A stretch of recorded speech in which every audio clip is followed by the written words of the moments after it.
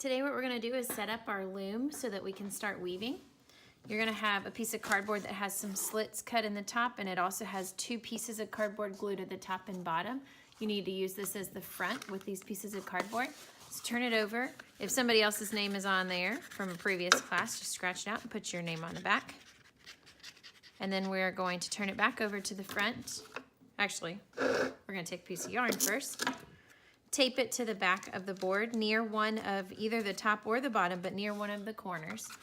Tape it on there tight. This time you want to have the entire ball of yarn. You do not want to cut it before you start. So you're going to take that yarn, tape it to the back, turn over your board, and you're going to put it in the first notch on either side. Doesn't matter which side you start on, but make sure you're on the edge. You're going to go inside this notch, go across the loom or across the cardboard, and stick it in the notch directly above it.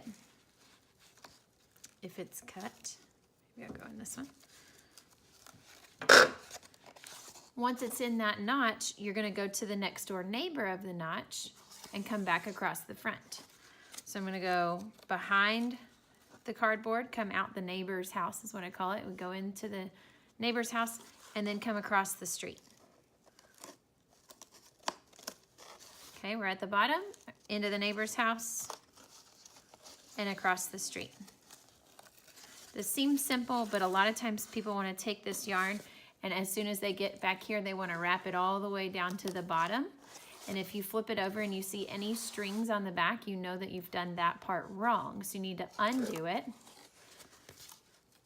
If you're at the top, stay at the top and come out the neighbor's house. And if you're at the bottom, stay at the bottom and come out the neighbor's house. So you're going to go back and forth across the board, checking every now and then on the back side to make sure you still do not have any yarn going across the board at the back.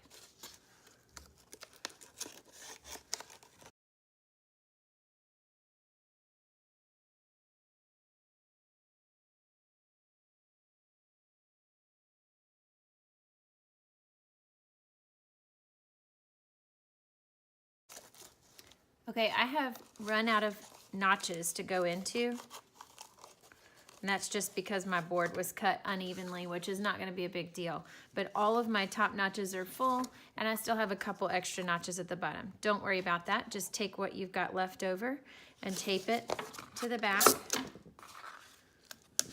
and then cut off the extra.